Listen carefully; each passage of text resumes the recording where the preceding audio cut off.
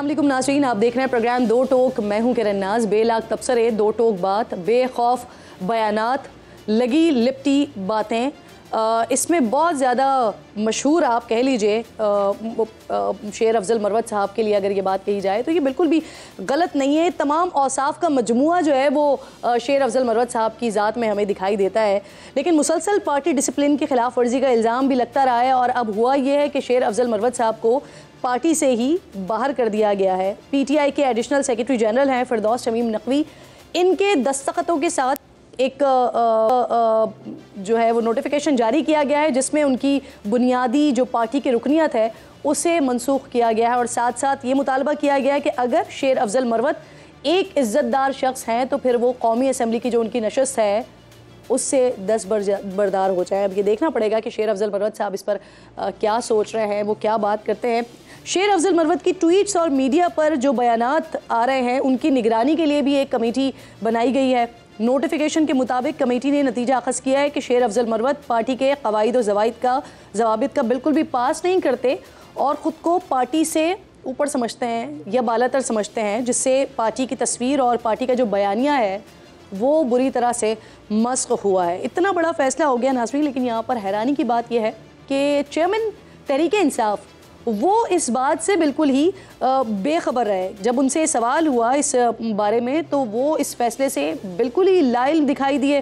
Barrister Gauhar ने इस notification को जाली तक करार दे दिया। फिर उसके बाद इमरान खान के करीबी समझे जाने वाले इंतज़ार पंजोता साहब, जब उनसे पूछा गया है तो उनके मुताबिक शेर अफजल मरवत को पार्टी से बानी चेयरमैन की पार्टी के बानी की हिदायत पर निकाला गया है। जब ये सवाल बानी तहरीक इंसाफ से हुआ तो उन्होंने इस बात का कोई जवाब नहीं दिया। आज बार बार उनसे इस बात का सवाल होता रहा शेर अफजल मरवत साहब के हवाले से, लेकिन उन्होंने इस बात का कोई जवाब नहीं दिया। इस हवाले से एक्स पर शेर अफजल मरवत ने लिखा है कि कायद के कानों में उनके खिलाफ जहर घोला गया है। उनकी पार्टी से अखराज के हुक्मनामे पर न तो बहस हुई है, न ही कोर कमेटी के नोटिस में लाया गया है और ना ही ये पार्टी चेयरमैन बैरिस्टर गौहर के इल्म में था। साथ ही उन्होंने अपनी पार्टी और पार्लियामेंट की रुकनियत के फैसले का इख्तियार भी बैरिस्टर गौहर को ही सौंप दिया है। अब इस तमाम मामले पर बात करने के लिए शेर अफजल मरवत साहब भी हमें प्रोग्राम में ज्वाइन कर रहे हैं। बहुत शुक्रिया आपका। अस्सलाम वालेकुम शेर अफजल मरवत साहब, सबसे पहले तो ये बताइए तहरीक इंसाफ का आप हिस्सा है नहीं है? वालेकुम अस्सलाम, बहुत शुक्रिया किरण नाज साहिबा। ये जो आपने सवाल किया है मौजूदा हालात में, तो मैं सिर्फ इतना ही कहूँगा कि कल जब ये फैसला मीडिया के जरिए शेयर हुआ तो मैंने तो इसको दुरुस्त समझा और हकीकत पर मबनी समझते हुए मैंने इस पे ट्वीट लगा दी कि ठीक है, अगर पार्टी ने निकालने का फैसला कर दिया है तो मैं एहतराम करूँगा। और जिसके बाद मैंने कहा अच्छा टाइम गुजारा है, एक्टर थे वो मेरे खिलाफ बयानबाजी से परहेज करें जी। और साथ में मैंने ये भी कहा कि खान साहब के साथ मेरा एक वक्त गुजरा है, एक लगाव है, तो वो उनके साथ मेरा एक जो ताल्लुक है चाहे वो रखे या न रखे मेरी तरफ से जरूर रहेगा। तो इसके बाद जो है रात को फिर वो बैरिस्टर गौहर साहब का मौकफ मैंने टीवी पे देखा।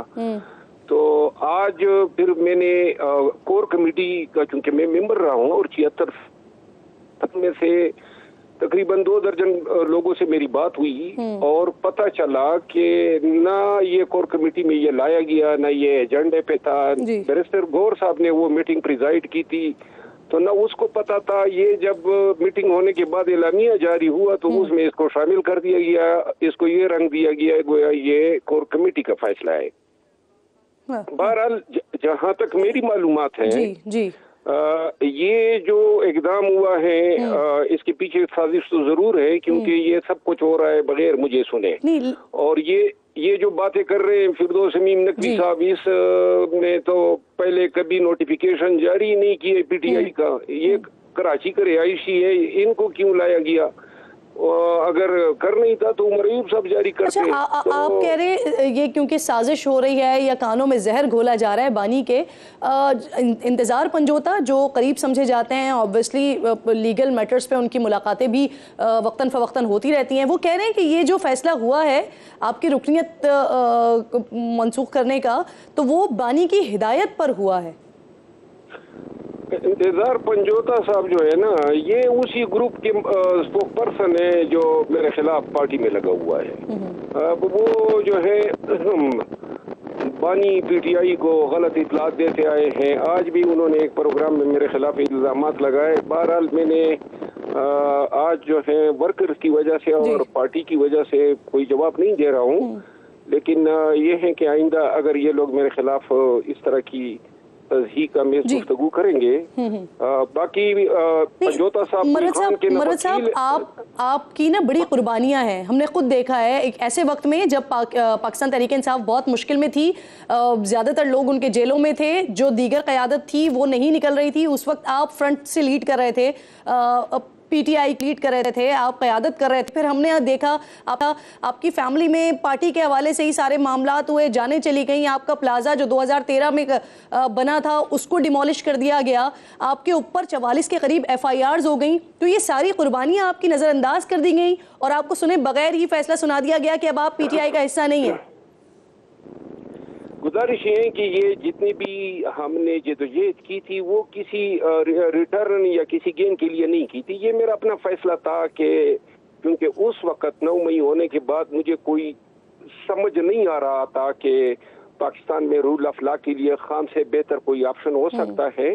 तो पाकिस्तान में कानून की हुक्मरानी के लिए और पाकिस्तानियों के मुस्तकबिल के लिए खान के बयानिए के साथ में चल पड़ा और इसमें कोई किसी ने मजबूर नहीं किया था। ये मेरा अपना फैसला था और इसके लिए मैं तैयार था इसमें जो भी नुकसान होने थे। तो लिहाजा मुझे ये अफसोस नहीं है। अलबत्ता बेतौकीरी का जो है एलिमेंट, अगर ये खान साहब की ख्वाहिश होती या पार्टी की तो ये मुझसे इस्तीफा मांग लेते, पार्टी से भी इस्तीफा मांग लेते और कौमी असम्बली से।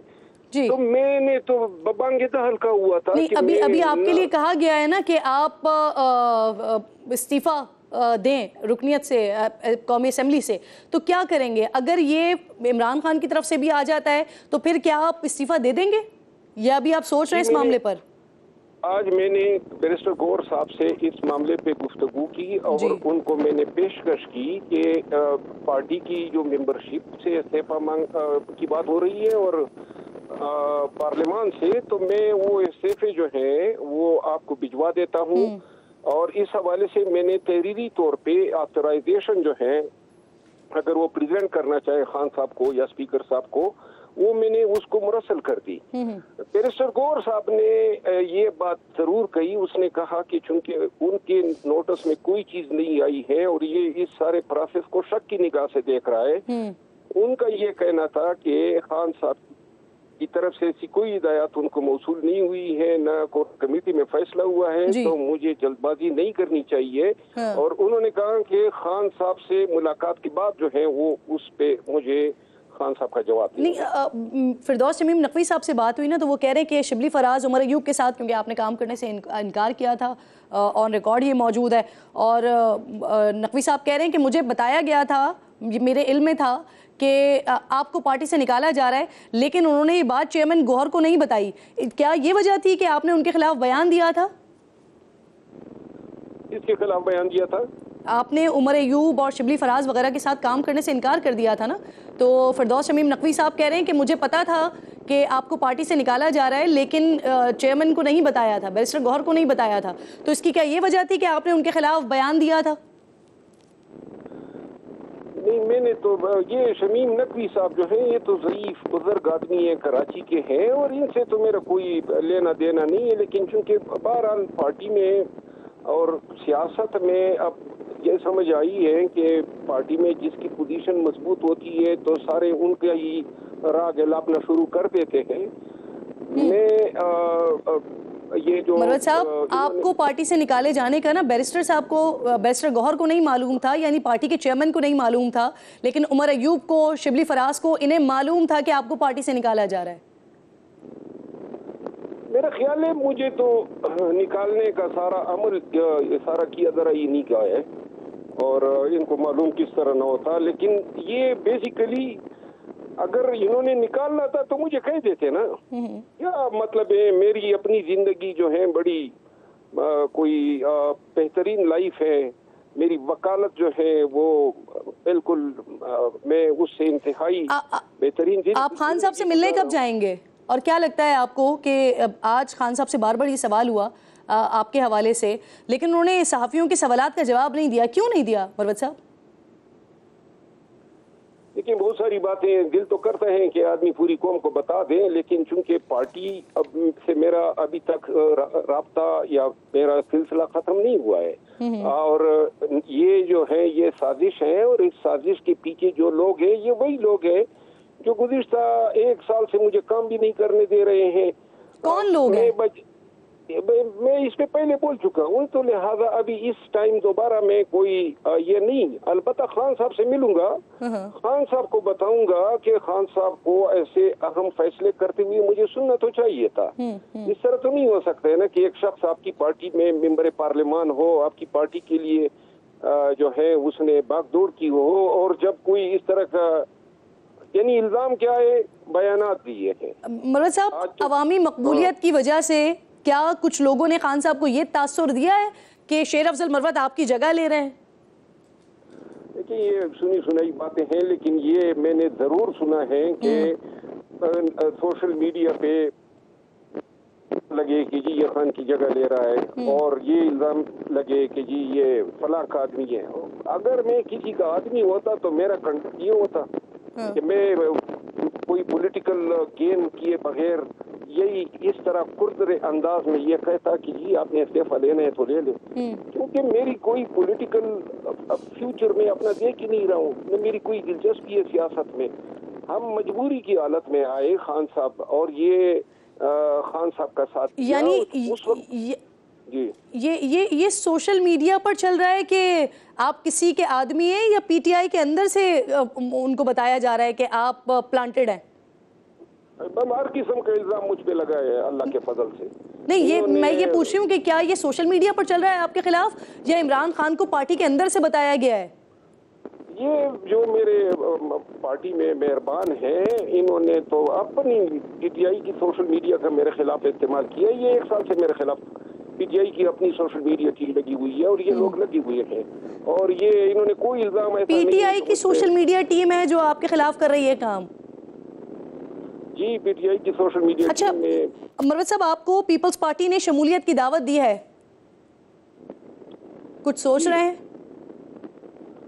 मैं उनका मशकूर हूँ कि इन्होंने मुझे इस काबिल समझा, लेकिन मैंने पहले भी कहा था कि मैं सियासत में रहना पसंद नहीं करूँगा। ये जो सियासत कर ली मेरा ख्याल है इतना ही काफ़ी है। अगर ये सियासत है तो इस सियासत के बगैर ये मजे हैं। बहुत बहुत शुक्रिया आपका साथ मौजूद अफजल मरवत साहब। हम गुफ्तगू कर रहे थे क्योंकि आज पाकिस्तान तहरीक इंसाफ की तरफ से बाकायदा तौर पर पार्टी से निकाला गया है और जिनके दस्तखत से उन्हें पार्टी से निकाला गया है। प्रोग्राम में मेरे साथ ही मौजूद हैं फिरदौस शमीम नकवी साहब, एडिशनल सेक्रेटरी जनरल हैं तहरीक इंसाफ के। बहुत शुक्रिया सर आपका। आपकी सरबराही में बनी कमेटी ने शेर अफजल मरवत साहब को पार्टी से निकाला है, लेकिन जो पार्टी के चेयरमैन हैं वो इस नोटिफिकेशन से इतने लाइल्म है कि वो तो इसे जाली कह रहे हैं। क्या आपने इतना बड़ा फैसला लेने से पहले चेयरमैन को बताना भी मुनासिब नहीं समझा, उनको बताया तक नहीं? देखिए मैंने मेरा काम एज एडिशनल सेक्रेटरी जनरल ये है कि मैं अपने सेक्रेटरी जनरल को इन्फॉर्म कर देता हूँ कि कमेटी का फैसला ये हुआ है और कमेटी ने ये नोटिफिकेशन निकाला है और हम छापने जा रहे हैं। उसके बाद सेक्रेटरी जनरल का काम है कि वो चेयरमैन को इन्फॉर्म करे। तो मैं इसका जवाब नहीं दूंगा इससे कि मैंने नहीं इन्फॉर्म किया था गौर साहब को, वो बात दुरुस्त है। उमर अयूब साहब क्यों नहीं कर सके, लेकिन गौर साहब को ये पता है कि ये 4 रुकनी कमेटी बनाई गई है, उसके ऊपर वो उनको पूरे सहमत थे और उनको ये भी पता है कि वो 4 रुकनी कमेटी जो है वो एम्पावर्ड कमेटी है, उसको किसी से इजाजत नहीं लेनी है। अच्छा सर, ये जो फैसला हुआ है ये इमरान खान की हिदायत पर हुआ है, कंफर्म कीजिएगा। देखिए कमेटी बनाई गई थी इमरान खान साहब की हिदायत के ऊपर। इमरान खान के साहब की हिदायत के लिहाज से उस कमेटी का नोटिफिकेशन जो आज से 20-25 दिन पहले आया था वो आप देख लीजिए, उसमें बाकायदा लिखा हुआ है कि आपने जो शो कॉज नोटिस का जवाब दिया है वो अनएक्सेप्टेबल है।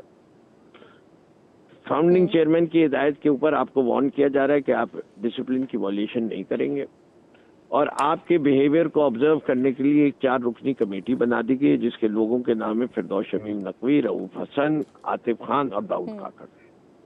अगर आपने कोई वॉयलेशन की, ये लोग आपके खिलाफ इमीडिएट एक्शन लें।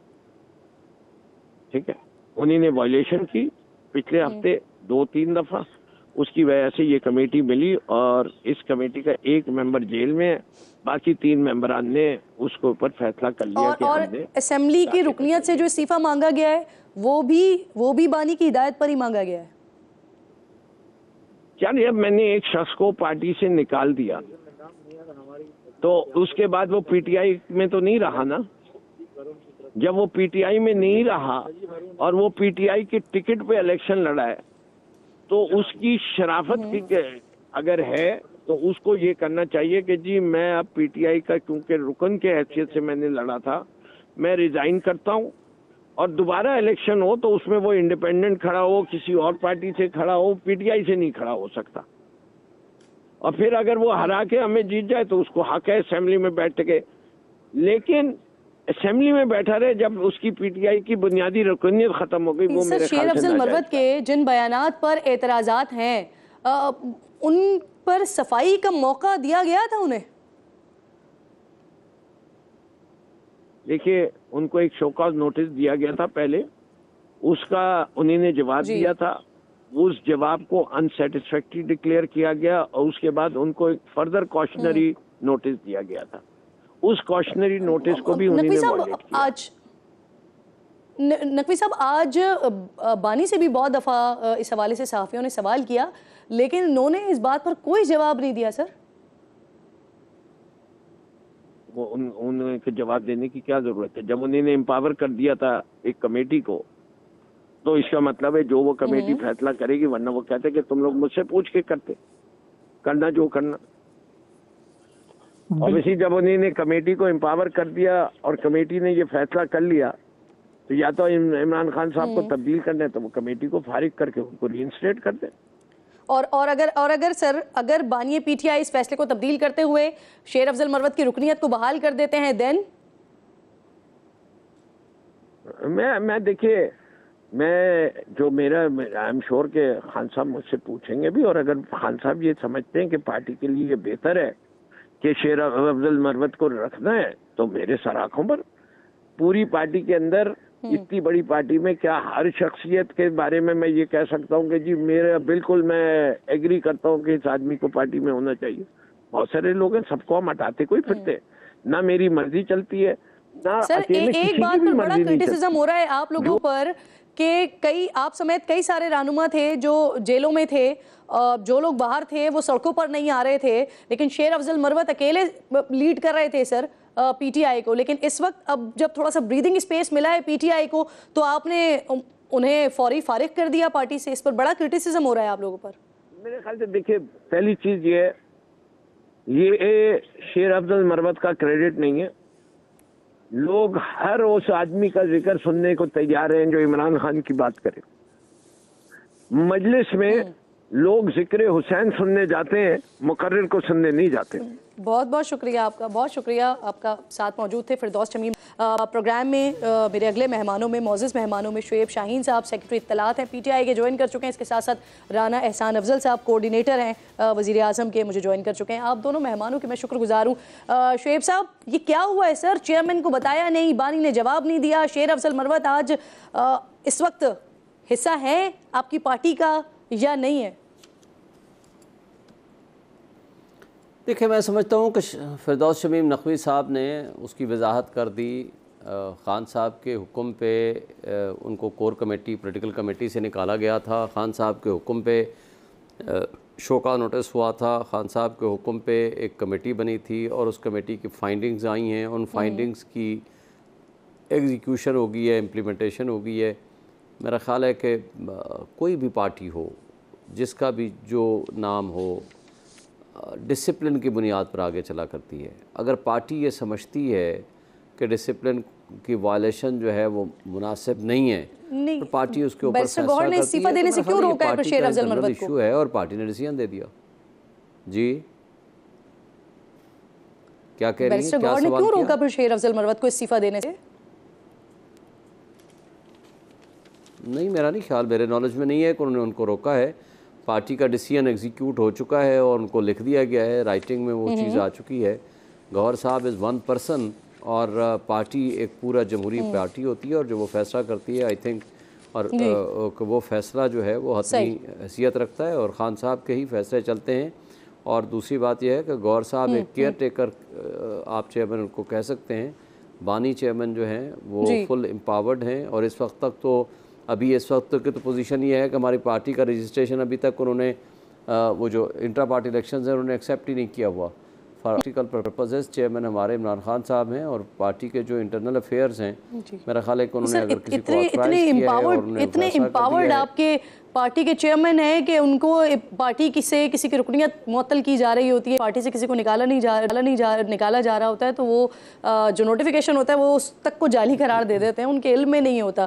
इतने वो एम्पावर्ड है। मैंने और भी बहुत से अहम मामला पर बात करनी है, हुकूमती मामला पर बात करनी है। राना एहसान साहब, सर मैं आती हूँ दोबारा, मुझे मौका दीजिएगा प्लीज़। एहसान साहब, इससे पहले कि मैं दीगर जो आज के मामला हैं पीपल्स पार्टी और आपके पीपल्स पार्टी के जिस तरह के स्टेटमेंट्स आ रहे हैं अब हुकूमत के लिए, इससे पहले कि मैं उस पर बात करूँ और वो जो इख्तिलाफी नोट आया है दोनों जजेस साहिबान का उस पर बात करूं, मैं चाह रही हूं जरा ये शेर अफजल मरवत साहब वाले मामले पर आपकी भी राय ले लूं, क्योंकि पीपल्स पार्टी ने उनको शमूलियत की दावत दी है अपनी पार्टी में, तो क्या पीएमएलएन भी ऐसा कुछ सोच रही है? बिस्मिल्लाहिर्रहमानिर्रहीम। नहीं, पीएमएलएन में कोई ऐसी सोच विचार नहीं है, लेकिन ये ज़रूर आज क्लैरिटी के साथ पता चला कि जो बैरिस्टर गौहर एजाज जो हैं, जो चेयरमैन पीटीआई हैं, वो सिर्फ एक्टिंग और एमी चेयरमैन पीटीआई हैं। असल जो चेयरमैन हैं वो खान साहब ही हैं। तो ये जो खिचड़ी पकी हुई है, ये कन्फ्यूजन नज़र आ रही है कि चेयरमैन को पता भी नहीं है कि इस्तीफ़ा जो है वो उनको कह दिया गया कि आप इस्तीफ़ा दें और उनकी रुकनियत जो है वो मुअत्तल हो गई है। और तो ये बता रहा है कि कितनी डिसअरे में है पीटीआई, और यही डिसअरे और कन्फ्यूजन ये पाकिस्तान में फैलाना चाहती है। सही, लेकिन सर कुछ कंफ्यूजन्स जो है ना वो आप लोगों की तरफ से भी आ रहा है, क्योंकि जिस तरह के ख्वाजा आसिफ साहब के पिछले दिनों स्टेटमेंट्स आए, क्या वजह है इसके पीछे? आप दोनों मेहमान, मौजूद मेहमान प्रोग्राम में साथ ही ब्रेक लीजिए नाजरीन, ब्रेक के बाद वापस आते हैं।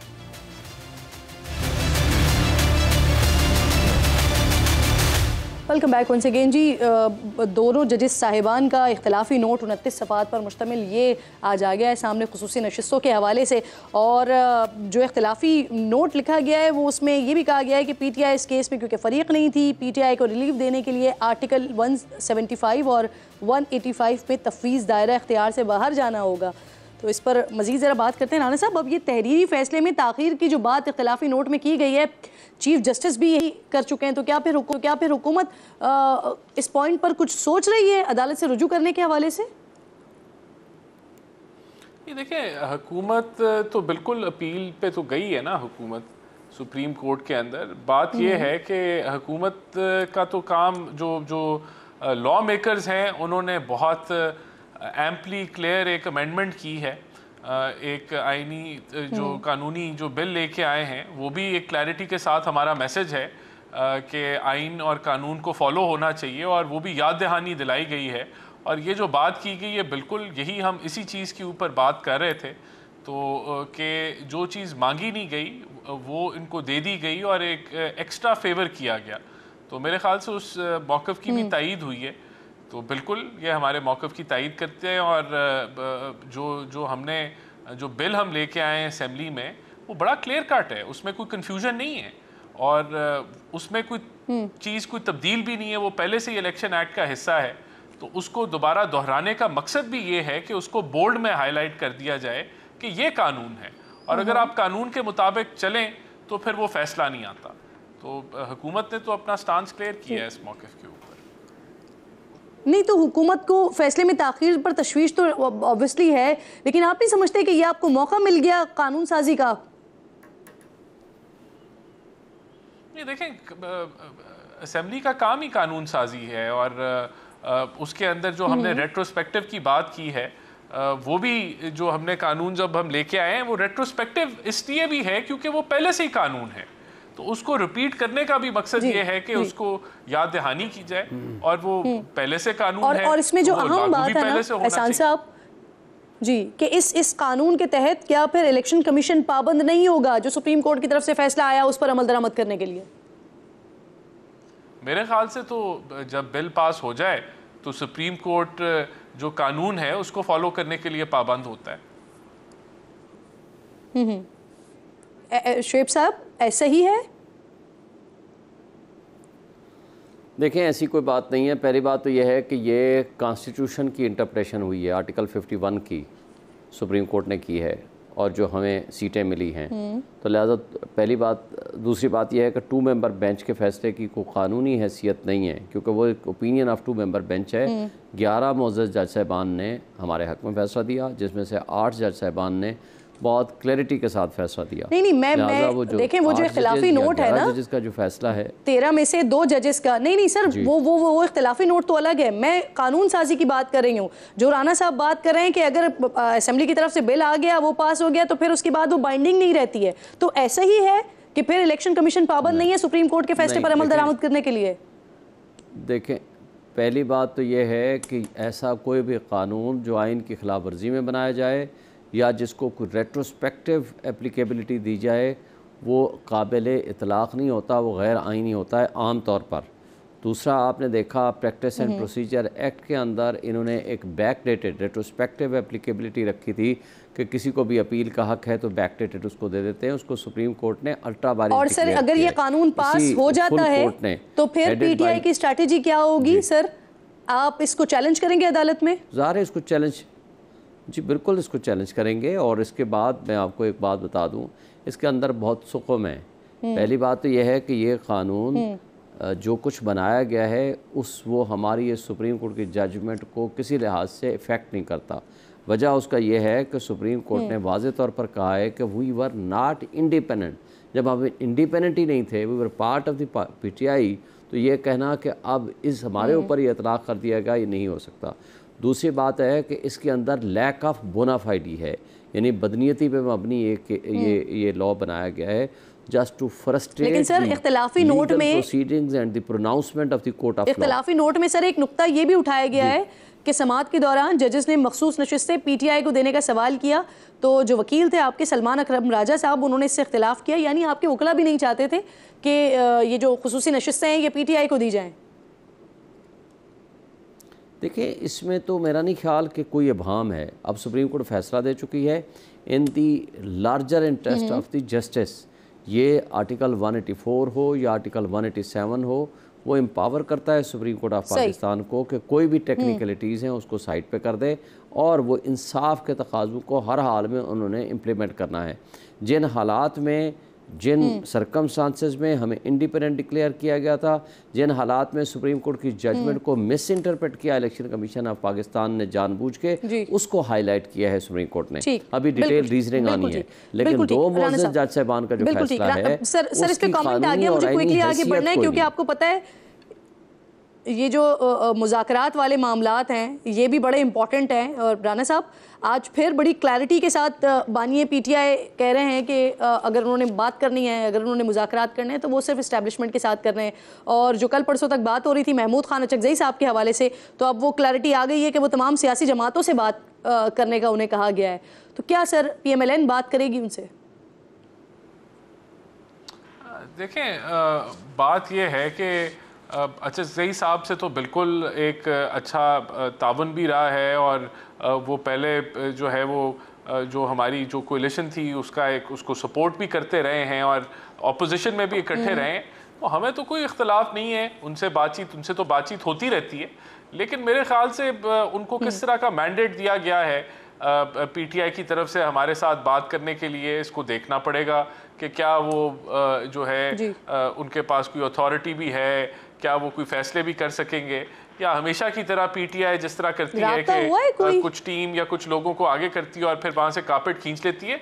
हुकूमत जो है वो कोई डेस्परेट नहीं है पीटीआई से बात करने के लिए, लेकिन हुकूमत ये ज़रूर समझती है कि मुल्की मफाद के लिए जमातों को बैठना चाहिए। बिल्कुल नहीं, अभी तक कोई राब्ता हुआ है वैसे? और जिस तरह बहुत सारे इशूज़ हैं, अज़्म इस्तेहकाम के ऊपर सियासत की गई, उसको मिलाइन किया गया, बिला वजह एक कैंपेन लॉन्च की गई, तो ये बातचीत तो हुकूमत तो प्राइम मिनिस्टर भी कह चुके हैं कि वो बैठने के लिए तैयार हैं मुल्क की बकौर तरक्की के लिए। तो अचकज़ई साहब को अगर उन्होंने आगे किया है तो उनसे बिल्कुल पूछा जा सकता है कि आप पास क्या अथॉरिटी है और क्या आप कर सकते हैं या नहीं कर सकते। तो हमें सर, इमरान खान साहब कह रहे हैं गवर्नमेंट की साइड से कोई प्रॉब्लम मियां साहब को, जी मियां साहब वो भी साबिक वज़ीर आज़म थे, उनको फ्रिज मैसर था, लेकिन यहाँ पर खान साहब को फ्रिज नहीं दिया गया है, जिसकी वजह से उनको 2 बार फूड पॉइजन हो चुका है। सर क्यों नहीं दे रहे हैं आप लोग फ्रिज? देखिए, फ्रिज हमने तो नहीं देना। फ्रिज तो वो जो प्रिजन रूल्स हैं उनके मुताबिक उनको जो चीज़ें चाहिए वो मिल जाएंगी।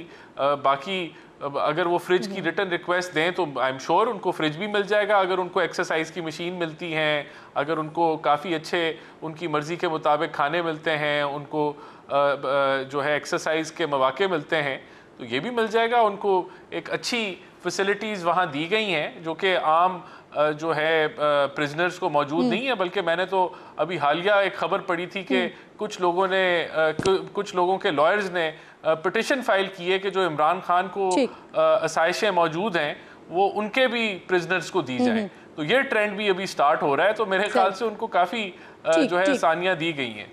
सर एक ट्रेंड जब आप लोगों की ये जब जमात बनी थी और आप लोगों ने हुकूमत बनाई थी, तो उस वक्त लोगों ने कहना शुरू कर दिया था कि ये बहुत ज़्यादा जो है वो लंबा अरसा चलेगा नहीं। अभी पीपल्स पार्टी की तरफ से जिस तरह के रिमार्क्स आ रहे हैं, और नैयर बुखारी साहब ने बड़ी इंपॉर्टेंट बात आज की है, वो कह रहे हैं कि हुकूमत को खतरा है तो वज़ीर आज़म असेंबली तोड़ें और नए इलेक्शन करवा लें। देखिए, डिलीवर तो हम कर रहे हैं अल्हम्दुलिल्लाह। 11.1% पे महंगाई की शरह आ गई है, जो कम तरीन शरह है पिछले 2-2.5 बल्कि शायद उससे भी ज़्यादा अरसे के अंदर। डिलीवर हम कर रहे हैं, लेकिन जो नैयर बुखारी साहब ने जो बात की वो इनकी लीडरशिप इनसे एग्री नहीं करती। जरदारी साहब एग्री नहीं करते, मेरे ख्याल से बिलावल साहब एग्री नहीं करते, और हमें कोई ऐसी इंडिकेशन नहीं है पीपल्स पार्टी की लीडरशिप से।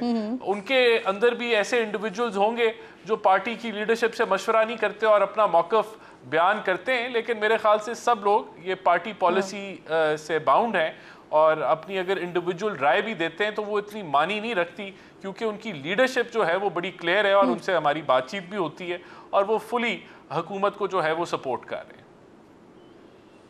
सही। अच्छा शुएब साहब, बानी की तरफ से मुज़ाकरात का टास्क दिया गया महमूद खान अचकज़ई साहब को। कल तक ये खबरें आ रही थी हमारे पास कि अचकज़ई साहब शायद अगले हफ्ते से जो हुकूमती पार्टीज़ हैं उनसे रब्ता करेंगे, लेकिन आज बानी कह रहे हैं कि हुकूमत के पल्ले तो कुछ है ही नहीं। उन्होंने तो बात एक ही जगह से करनी है जिसकी वो बार बार बात करते रहे हैं। तो क्या इस्टेब्लिशमेंट से मुज़ाकरात महमूद खान अचकज़ई साहब करेंगे? देखें, महमूद अचकज़ई साहब को जो एम्पावर किया गया है वो पॉलिटिकल पार्टीज़ की हद तक है, और पॉलिटिकल पार्टीज़ का जो मामला है आपने देखा पिछले 3 महीने 4 महीने से हमें ये कह रहे थे।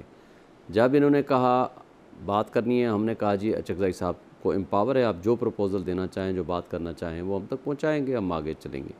दूसरा इन्होंने कहा था कि हमने APC बुलानी है, हमने फौरी तौर पर हाँ कर दिया, हमने कहा जी हम शामिल होंगे।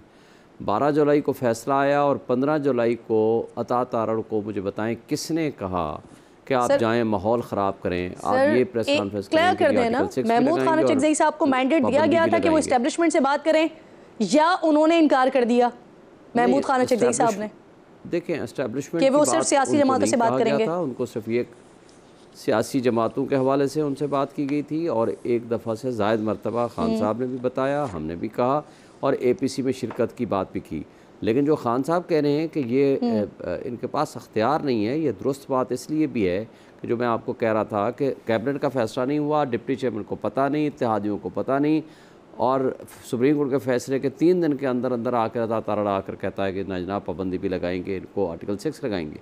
मुझे बता दें, आज तक कैबिनेट ने फैसला नहीं किया, आज तक इत्तेहादियों ने फैसला नहीं किया, आज तक इत्तेहादियों को एतमाद में नहीं लिया। तो ये कौन था जो माहौल ख़राब करता है? किधर गई वो APC की दावत? क्योंकि जिस वक्त सीरियसली गुफ्तगू होगी, सबसे पहली बात आएगी कि जो फॉर्म 45 के मुताबिक जो जीते हुए लोग हैं वो मैंडेट वापस करें, वो ये पाबंद है देने के। अब जब ये बात हो गई सर, एस्टैब्लिशमेंट के साथ भी तो बात नहीं बन रही ना ये संजीदा आज है। वजीर आला साहब कह रहे हैं, इससे पहले जब एक मीटिंग हुई थी उसमें भी उन्होंने कहा था कि मुलाकात तो हुई थी लेकिन वो मौका नहीं था बात करने का। अब आज वो कह रहे हैं कि अभी तक कोई ठोस चीज निकली नहीं है। तो सर, ये जो ट्रस्ट डेफिसिट है ये तो दोनों तरफ होगा ना? देखिए बिल्कुल होगा, मगर बात यह है कि इन्होंने जब APC, देखें ज़िम्मेदारी किसकी है? जो अनान इक़्तिदार में बैठा हुआ है। दूसरी बात यह है कि मुल्क स्टैंड स्टिल होकर गया है। इस वक्त इनके दावे जो कुछ बातें करना चाहें कर दें। हकीकत यह है कि आज आधी आबादी सतह गुर्बत की लकीर से नीचे चली गई है और सालाना 1.5 करोड़ अफराद मज़ीद सतह गुर्बत की लकीर के नीचे चले जा रहे हैं। और आज जो कुछ हो रहा है किसी लिहाज से न मुल्क के लिए बेहतर है, ना हमारे 25 करोड़ आवाम पॉइंट आ गया। बहुत बहुत शुक्रिया, बहुत बहुत शुक्रिया शुएब शाहीन साहब। Sorry to interrupt you sir, बहुत ज़्यादा किल्लत है मेरे पास। बहुत शुक्रिया, आप प्रोग्राम में साथ मौजूद थे। क्विकली नाज़रीन आगे बढ़ रही हूँ, फ़लस्तीन के हवाले से बात करूँगी, जहाँ फ़लस्तीनी मज़ाहमती तंजीम राना एहसान अफजल साहब भी मेरे साथ मौजूद थे। आपका भी, आप दोनों मेहमानों का बेहद शुक्रिया। फ़लस्तीनी मज़ाहमती तंजीम हमास के सरबराह इस्माइल हनिया की शहादत की जो गुत्थी है वो सुलझने लगी है। कत्ल की मनसूबाबंदी ईरान के बाहर से हुई लेकिन इसको अंजाम ईरान के अंदर से ही दिया गया। ईरानी पासदाराने इनकलाब की जानिब से जो बयान जारी किया गया है उसमें इंकशाफ किया गया है कि शहीद इस्माइल हानिया को मुख्तसर फासले से मार करने वाले मीज़ाइल से निशाना बनाया गया है, जिस पर 7 किलोग्राम बारूदी मवाद नस्ब था और ये मीज़ाइल मेहमान की रिहाइश गाह के इंतहाई करीब से दागा गया था। इसी बयान में नाज़रीन मज़ीद कहा गया है कि हमास सरबराह पर हमले की मनसूबाबंदी इजराइल ने की और अमेरिका ने इसमें इजराइल की मदद की है। ईरानी पासदाराने इनकलाब की जानिब से अमेरिका और बरतानिया की मीडिया की तरफ से जो खबरें आई सामने उसकी भी तरदीद की गई है, जिनमें दावे ये किए गए थे कि इस्माइल हनिया के कमरे में पहले से बम नस्ब किया गया था और इसके लिए मोसाद ने ईरानी एजेंट्स का इस्तेमाल किया था। अमरीकी मीडिया में ये दावा भी किया गया है कि ईरानी हुक्काम ने हमले के बाद से अब तक 2 दर्जन से ज़ायद अफराद को हिरासत में लिया है, जिसमें इंटेलिजेंस अफसरान और फौजी हुक्काम भी शामिल हैं। ईरान की जानिब से बदला लेने के ऐलान के बाद अमरीका भी इजराइल की मदद को आ गया है। अमरीका ने अपना बहरी बेड़ा ईरानी साहिल से सिर्फ 10 किलोमीटर दूर तैनात कर दिया है और अमरीकी वज़ीर दिफा ने इजराइल की मदद के लिए ज़मीनी मीज़ाइल सिस्टम बढ़ाने की भी हिदायत कर दी है। ख़त्ते में बढ़ती कशीदगी के बाइस कई ममालिक ने इजराइल के लिए अपनी परवाज़ें मुअत्तल कर दी हैं। रॉयटर्स के मुताबिक अमेरिका, भारत, जर्मनी और स्विट्ज़रलैंड समेत कई ममालिक की कंपनीज़ ने परवाज़ें 8 अगस्त तक मुअत्तल कर दी हैं। अमरीकी मीडिया की खबरों में दावा किया गया है कि ईरान की तरफ से 12 अगस्त को यहूदियों के मजहबी दिन पर इजराइल को निशाना बनाया जा सकता है। लेबनान में मौजूद हिजबुल्लाह और यमन के हूसी बागियों ने भी इजराइल को निशाना बनाने का ऐलान किया है। इस पर मज़ीद बात करने के लिए डॉक्टर खालिद कदूमी मुझे ज्वाइन कर रहे हैं, स्पोक्स हमास के मेरे साथ फ़ोन पर मौजूद हैं। बहुत शुक्रिया आपका खालिद साहब। सबसे पहले तो ये जो वाक़या हुआ सानेहा था बहुत बड़ा, उसके लिए ताज़ियत कबूल कीजिए। डिटेल्स क्या आ रही हैं आपके पास ईरान की तरफ से क्या बताया गया है, आपको ज़रा बताइएगा। बिस्मिल्लाहिर्रहमानिर्रहीम, इन्ना लिल्लाहि व इन्ना इलैहि राजिऊन। मैं ज़ाती तौर पे साइट पे मौजूद था, तो मेरी ऑब्जर्वेशन के मुताबिक जब मैं 4th फ्लोर में पहुंच गया था कि हादसा के बाद उस कमरा का जो 2 दीवारें हैं कि बाहर की तरफ है वो टूटे हुए थे और सीलिंग जो है ना वो भी टूट गया है, जिससे पता चलता है कि कोई चीज़ बाहर से अंदर आ गया है, यानी प्रोजेक्टाइल हो या रॉकेट हो। और ये सबसे अहम बात है कि मेरे लिए कि जो वेस्टर्न नैरेटिव है, न्यूयॉर्क टाइम्स हो या टेलीग्राफ हो, कि वो गलत है और वो बेसलेस है। और उसी तरीके से कि आज इरानियन रिपोर्ट्स के मुताबिक IRCJ की शॉर्ट रेंज प्रोजेक्टाइल जो इसका 7 kg का वॉर हेड, इसके थ्रू से शहीद इस्माइल हनिया को असैसिनेट किया है। बाकी क्या ना कोई और डिटेल्स अभी तक मौजूद नहीं। सर मुझे ये बताइएगा, ऐसी इत्तलात भी आई कि ईरान ने फिर आज 2 दर्जन से ज़ायद अफराद को हिरासत में भी लिया है, जिसमें इंटेलिजेंस और फौजी अफसरान भी शामिल हैं। तो वही सेम सोर्स जो इन्होंने के बॉम्ब को लगाने का जरा इन्होंने ये बात की है, तो वही के सोर्स इन्होंने कहा था कि जी ईरान ने कुछ अफसरान को गिरफ्तार कर दिया, और ये कोई ऐसा ऑथेंटिक सोर्स ना ही हमारे जो दोस्त जो सिपाह में और ये गवर्नमेंट में ये बात को हमें बताया। ये बिल्कुल बेसलेस है और ऑथेंटिक नहीं है। सर ऑलरेडी फ़लस्तीन पिछले 8-9 महीनों से जिस तकलीफ़ से गुजर रहा है, तमाम मुस्लिम उम्मा इसको महसूस कर रही है, और उसके ऊपर ये एक सानेहा हो जाना कि हमास के सरबराह की इस तरह की असैसिनेशन। अब नेक्स्ट क्या होगा? हमास का सरबराह किस तरह से मुंतखब किया जाएगा और ये कब तक अमल में लाया जाएगा? हम अल्हम्दुलिल्लाह एक इंस्टीट्यूशनल स्ट्रक्चर है हमारे पास है, और उसमें अभी फिलहाल शूरा का जो सदर है कि वो लीड करेगा। इसके बाद कुछ दिनों में कि मीटिंग को बुला लेगा और वहाँ से कि डिसाइड किया जाएगा। आया है कि जो टेन्योर रह गया है उसके लिए एक शख्सियत और एक लीडर को तयन किया जाएगा, क्योंकि हम जंग के हालात में इस वक्त या नहीं, हम इलेक्शन की तरफ जाएंगे। अकॉर्डिंग टू द कॉन्स्टिट्यूशन जो भी है वही हम काम करेंगे। हमारा के जो उसमें कोई परेशानी नहीं है। सर ये जो हमला हुआ या अटैक हुआ, इसके बाद फिर आपकी तरफ से भी, यानी हमास की तरफ से भी, ईरान की तरफ से भी, हिजबुल्लाह की तरफ से भी बदला लेने का ऐलान किया गया, तो क्या ऐसी कोई पॉसिबिलिटीज़ हैं कि मुश्तरका कोई हिकमत अमली बनाई जाए? इससे कोई फर्क नहीं पड़ता, मिलके करेंगे, लेकिन हर बंदा इसको करना चाहिए। और ये सिर्फ ईरान, हमास और हिजबुल्लाह का जिम्मेदारी नहीं है। शेख इस्माइल हनिया के साबिक प्राइम मिनिस्टर रहा फ़लस्तीन का, और ये एक एक्स्ट्रा टेरिटोरियल असैसिनेशन हुआ था जिसमें इंटरनेशनल लॉ की वायलेशन। मैं समझता कि अक़वाम मुत्तहिदा और सिक्योरिटी काउंसिल का जिम्मेदारी ही बदला लेना। अगर इसराइल के अलावा कोई और मुजरिम था तो 24 घंटे के अंदर अंदर है कि यूनाइटेड नेशन वालों ने सिक्योरिटी काउंसिल और आर्टिकल 7 के तहत से कि उन्होंने एक पूरा आर्मी को फॉर्म करके के और उस मुजरिम पे हमला करने थे। मगर चूंकि इसराइल है और इसका अमेरिका इसको हामी है और वीटो भी तैयार है, तो हम ये नतीजा पहुंच गए कि इसलिए कि हम वी विल डिफेंड आवरसेल्फ। हम तो जंग की हालत में है इसराइल के साथ। ये शहादतें, ये कुर्बानियाँ कि हम एक्सपेक्ट करें, लेकिन उसके नतीजे ये होगा कि जी उन शुहदा के जो इनका हेरिटेज है और स्कूल ऑफ थॉट्स को हम इसको कंटिन्यू करते रहेंगे। खालिद साहब, हज़ारों मुसलमान मर्द, औरतें, बच्चे, बूढ़े अपनी जानों से जा चुके हैं। पिछले 8-9 महीने से आप इस हालत जंग में हैं। हम देखते हैं कि एक साबिक़ वज़ीर आज़म, एक सरबराह से लेकर आम शहरी तक कोई भी गज़ा में, फ़लस्तीन में महफूज नहीं है। इस सारे सिनेरियो में मुस्लिम उम्मा का रवैया कैसा देखते हैं आप? देखिए, सच्ची बात है, हम यही समझते हैं कि उम्मत मुस्लिमा को अपने फ़र्ज़ को अदा करना चाहिए। मैं ये डिमांड नहीं कर रहा हूँ, ना ही मैं कोई एक्सपेक्टेशन के बारे में बात कर रहा हूँ। आखिर में कि गज़ा के अवाम हैं, इनके बच्चे, इनके ख़वातीन, इनके बुज़ुर्ग हैं, किस चीज़ की दिफा में लगे हुए हैं? वही कि पूरे आलम इस्लाम के अमन की दिफा में है। अगर हमास ना हो, गज़ा ना हो, तो ये इसराइल पूरे इस्लामी पायतख्त और कैपिटल्स के अंदर हावी हो जाना था। ये अहले गज़ा है और अहले फ़लस्तीन को किस चीज़ की दिफा में लगे हुए हैं? क़िबला अव्वल मुसलमान की दिफा में लगे हुए। जैसा कि हम कहते हैं कि OIC हो या इस्लामी दुनिया की क़ियादत है, उसको अपना फ़र्ज़ निभाना चाहिए। उन्होंने अल्लाह को और रसूल अकरम सल्लल्लाहु अलैहि वसल्लम को क्या जवाब देंगे कि 40,000 शहीद में से 70% ख़वातीन और बच्चे शहीद हुए हैं। हमने अल्लाह को क्या जवाब देना है? ये सवाल है हमें चाहिए। मैं कोई इंस्ट्रक्ट करूंगा नहीं है कि जी भाई ये करो, आर्मी चलाओ या डिप्लोमेटिक प्रेशर दबाओ।